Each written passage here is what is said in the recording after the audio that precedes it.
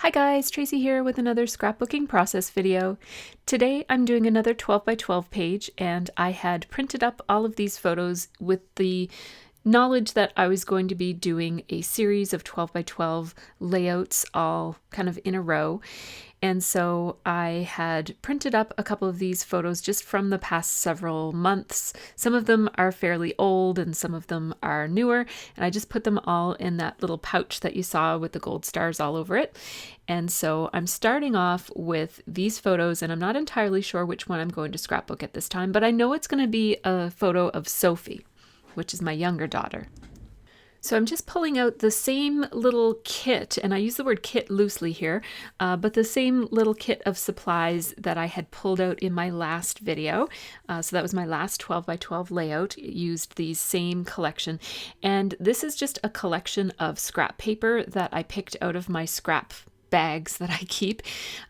In that other video, I do show how I sort my scraps by color, and I keep them in bags these days. I used to keep them in drawers, but space is at a premium these days in my scrap room, which is smaller than it used to be. So I just have all of these scrap papers all picked out, and then a pile of embellishments over to the left there that I picked out last time as well. And so as you can see, I had this pre-cut heart. This was just a hand-drawn heart that I cut out for my last layout, and it didn't make the cut, so I was kind of designing around this idea of the heart, and it just didn't end up working out on that layout, so I thought it might work out on this one. Now I also pulled out, these are not scraps, these are, oops, there is a scrap in there though, but these are my full size, a couple of scraps in here, but these are supposed to be my full size 12 by 12 papers, and I have sorted these into these little tabs. This one is my blue tab, so these are all blue 12 by 12 patterned papers, and these are all leftovers from various kits that I've had over the years when I was on various design teams and just doing work with my YouTube channel and so on. So I have a fairly large collection of paper to dive into for this kind of a layout. So the reason I went into my uncut 12 by 12 paper is that I knew I wanted a patterned paper background, and all of my scraps wouldn't serve as a background because they all are scraps. They all have pieces cut out of them. So I'm grabbing this one, which is from my Mind's Eye. And I don't even know which collection it's from, but it's from my Mind's Eye for sure, because I have the strip with me right now. And so I'm just thinking about how I'm going to layer some papers behind the photo. And so I'm picking out that Teresa Collins diagonal stripe paper and just a couple of different things here from the scraps that I have. I'll often just leave the designer strip on a scrap of paper like I am with that kind of dark blue paper that has the yellow stripe on it. I'm just going to leave the stripe. And I really love some of these pattern papers. That's why I picked them out of my scraps, because these are the ones that I really love the most. I'm going to get rid of some of these black pattern papers and the purple because I don't think I'm going to go with those. I think I'm just going to go with navy blue instead of black as my contrast at this point. I have lots of these really beautiful navy blue colored pattern papers, and so I just thought that I might as well use them up. I've got them all out here, and some of them are torn and stuff, so I want to get them onto a page. I had this piece of vellum left over from a Project Life spread that I did several weeks ago now, but I just wanted to use it up instead of putting it back in my vellum scraps. So for that last layout, I was planning on using the pink side of this heart that I cut out, and what I've actually decided is that I like this patterned side a lot better than the pink side, and that was kind of my jumping off point for this layout, was just knowing that I had that heart in my scraps and wanting to use it up. So we're going to try to get it on the page this time. Let's see if we can make it work. I do like it when it's just kind of hanging off the edge of the page a little bit, because it just looks nice and casual that way, and it provides a nice anchor for my photo and all of the other layers and title and any journaling and that sort of thing. So I definitely want to put some layers here, and so at first I was thinking that I might put this dark navy blue patterned paper. It looks like it might be Dear Lizzie or maybe even a Chamel paper or something like that.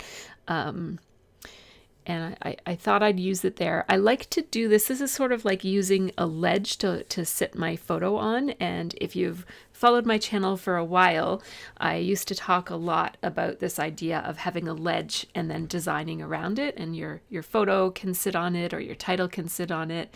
And so that's sort of what I'm going with here. It's been a long time since I've scrapped 12 by 12 pages, so I'm feeling a little bit rusty and just kind of floundering a little bit more than usual. Also, I'm not using a kit, like a formal kit the way that I normally do, so I'm really loving getting into my stash and having a bit of freedom to kind of use whatever I want on a page.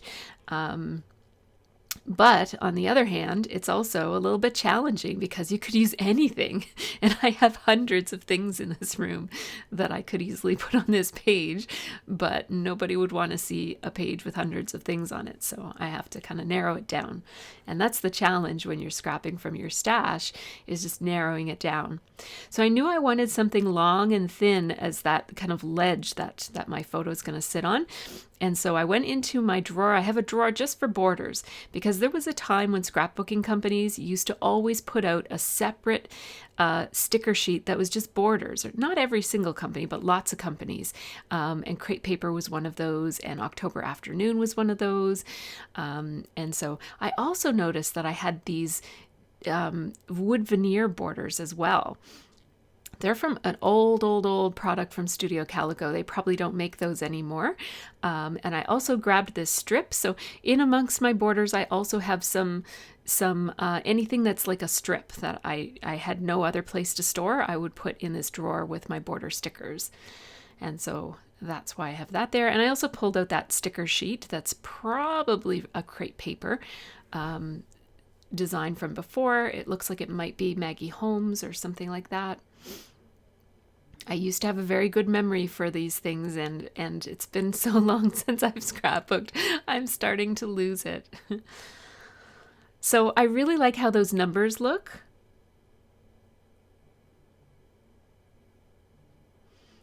And, you know, it's not necessarily about a certain grade or a certain age. And I know that sometimes when we draw upon numbers is when we're kind of thinking about a countdown or age. But this one is going to be kind of about time, like how you spend your time. And so I can make this number line work. And even if it wasn't about time, you know what? Numbers are cool designs just the way they are, and not everything has to make perfect sense. Now, so I definitely wanted to ink or change the color of those numbers. I tried gray there, as you saw, and I didn't like how it looked. So I'm glad that I tried gray on the area that I knew I wasn't going to use on this page, because when I didn't like it, it freed me up to just go ahead and decide to use the white ink. The ink that I'm using here is by Lawn Fawn. It is Lawn Fawn pigment ink, and the color is called Yeti, and it looks very off-white in the pad, but it actually inks a nice bright white, as you can see there. Now, as these numbers dry, I want to point out that the ink does kind of sink into the wood veneer, and it's now that I'm looking at it several weeks later, I actually scrapbooked this a while ago, between when I scrapped it and when I'm narrating, it's actually the wood veneer does show through quite a bit more, and it's very off-white now, but it's not the same as what bare wood would be. But it's just not quite as white. So I inked it and I put it aside. I'm going to hit it with my heat gun so that I can try to handle it a little bit earlier, but it's still leaving a lot of ink on my fingers, and I don't want to get that white ink on everything, so I'm just going to leave it alone. You might notice that the number line actually broke as I was handling it at one point, and so there's no problem when something like this breaks. You just you can piece it back together when you glue it on, and you can barely even see, you'll see in the pictures at the end that you can barely see that it is broken and glued back together again. There's a lot to take in on a scrapbook page, and so when something little like this doesn't go your way, it's okay to just kind of move on anyways. And sometimes as you put your page together, you might feel like, oh yeah, it's not such a big deal.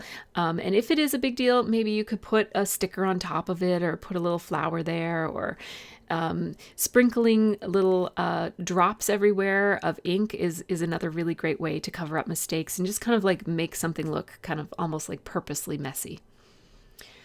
So I'm going ahead and I'm committing. I've used my adhesive there. I think I'm using my Tombow Mono Multi adhesive today. No, I'm not. It's not. That's not the right word for it. It's that was my brain on autopilot. It's Tombow Mono Permanent Adhesive. It's a tape runner.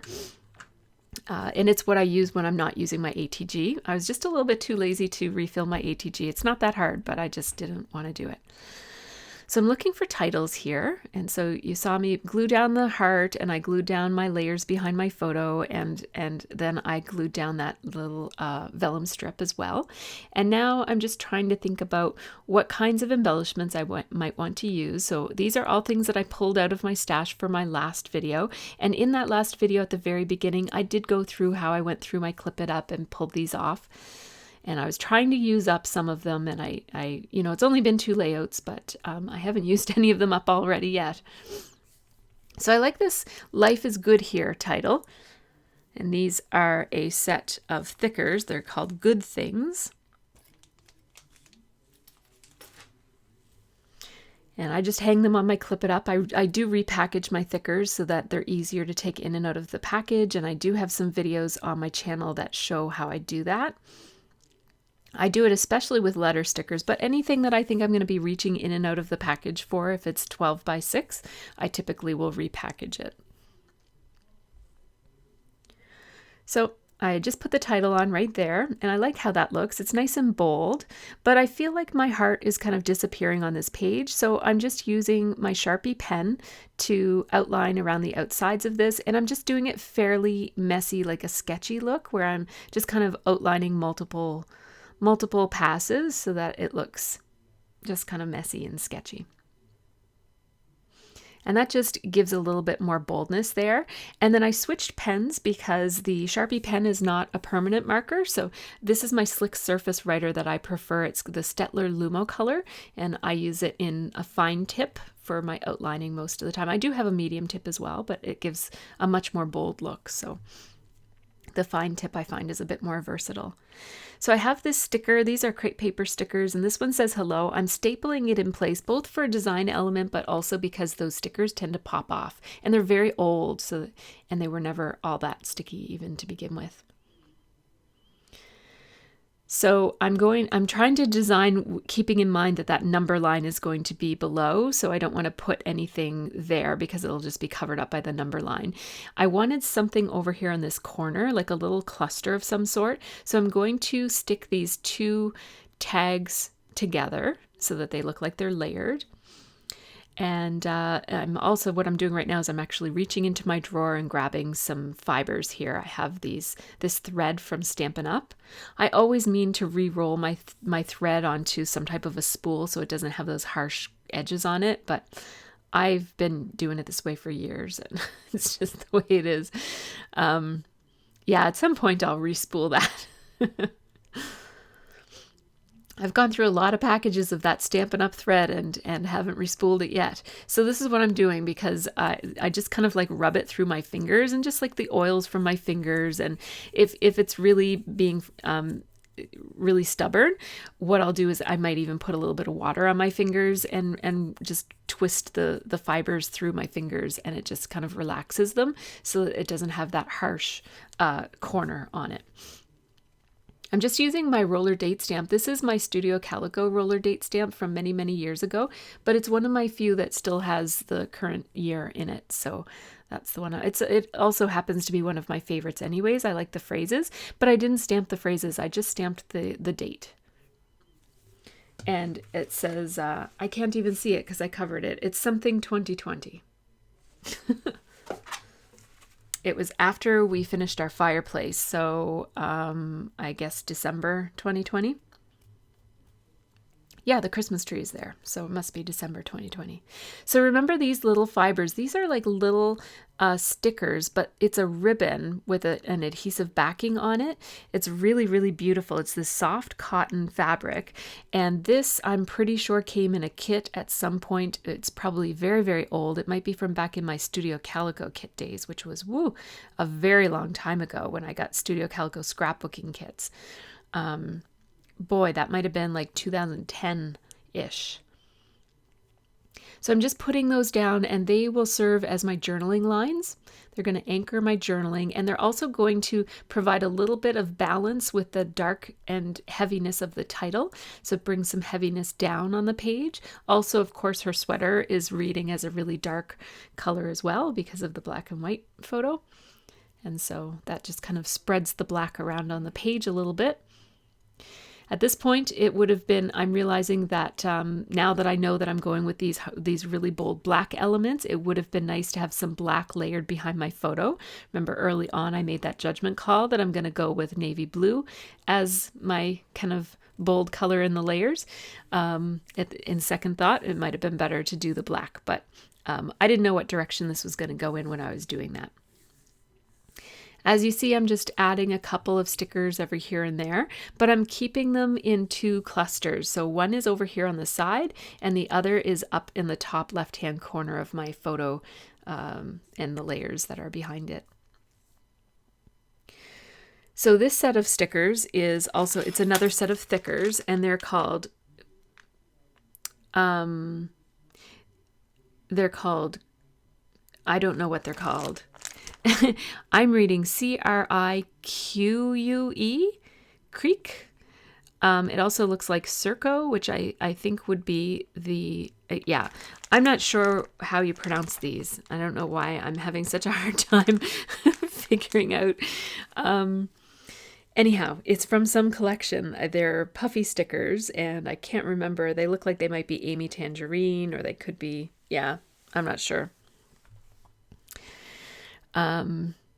So I'm putting those back again, and I repackaged those as well. And if you see those little clips, those are from my Clip It Up, where I store my stickers these days. So those puffy stickers from that collection that I can't pronounce is they are providing a really nice little element of hearts on the background there.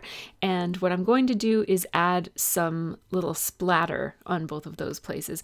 That number line is still not dry, and I can tell you right now, it's the layout is right in front of me. It's several weeks later, and the ink is finally dry. So I don't know when it dried, but it's dry now. So this is a artist's palette that I have. It's a very large palette.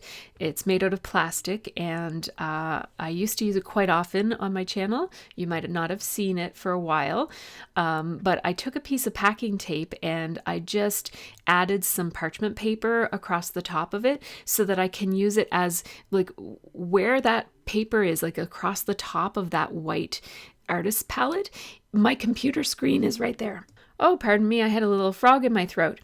Anyhow, so I'm using that piece of parchment paper as a mask to basically keep my computer screen from getting a whole lot of ink all over it, because we wouldn't really want that.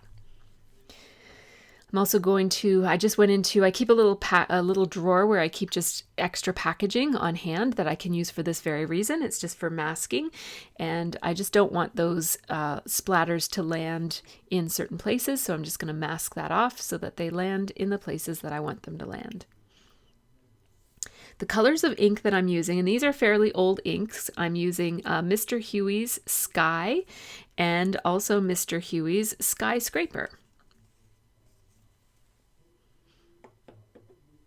Does Mr. Huey's even exist anymore? Do Studio Calico do they still have that label? Or I'm pretty sure they've probably moved on to a different label by now. So let me know in the comments below. Do they still sell Mr. Huey's, or are they calling their ink something different? I'm all set for ink. I don't think I have to buy any more, so I don't necessarily need to know for reordering purposes, but it would be nice for me to, I should look into some of this stuff before I narrate videos so that you guys can figure out how to find some of these products. But so now I'm going to use some Tombow Mono Multi Adhesive. This is really great liquid adhesive, and it's especially good for gluing paper to non-paper. So because this is wood, it's a fairly big element. I want it glued on there pretty well. This is super strong glue, and you don't have to use a whole lot of it. In fact, using it sparingly will help. It tacks up a bit faster if you use it sparingly. So there we go, most of the number line, and now I just have to piece together the rest. Now the ink is still not dry, so that's why when I tried to kind of smush it down onto the page to make the glue stick, I did it with that piece of paper just so that my fingers didn't get all inky. So I'm just piecing that together right where it kind of splintered off, so it actually pieces together quite nicely, like it kind of sets in and stays put quite easily. Now the glue isn't quite hard enough yet. I just needed to make sure that these scissors would actually cut the wood, so that's why I kind of checked by cutting into the 6 a little bit, just to make sure that it wouldn't just smush and make a big mess. So I'm just going to use my big hard scissors and just do one fast scrunch to break off that 3. Now I wish I had designed this differently so that more of the 3 was on the page, so I didn't have that little silly piece. But I just put the little silly piece in place, and it's fine. From a design perspective, it would just look a little bit neater if more of the 3 was there, so that it wouldn't be in those 3 separate pieces, but it's okay. This is what happens when you haven't scrapbooked for a long time. So now I'm just going to show you the close-ups of this one. And so I just put homebody up there at the top, just as a kind of little caption, I guess, for the page. And then you can see how all of those layers look and how it all kind of comes together. This page was really fun to make. I really love scrapbooking from my stash, but I do have a couple of kits that I'll be using for the next couple of layouts that I do, as much as I have really loved the challenge of this kit, and I'm going to keep this kit together so that I can come back to it. I'm going to put it aside because I'm excited to finally have some new scrappy goods in my scrap room. So after this layout is posted, you'll be able to see my next couple of videos will be probably 1 or 2 unboxings. I'm waiting for a kit, and I have a kit to share with you guys. And then I'll be jumping right into making some 12 by 12 layouts with those kits. So stay tuned to my channel for that. There's been a bit of a delay on my channel because I just got back into scrapbooking, and then I got kidney stones. So I've been laid up with that, and it's disrupted my hobby as well as my work world and my family world. But I am getting back on track. So I hope to see you guys on my next video. Take care and have a really great scrappy week.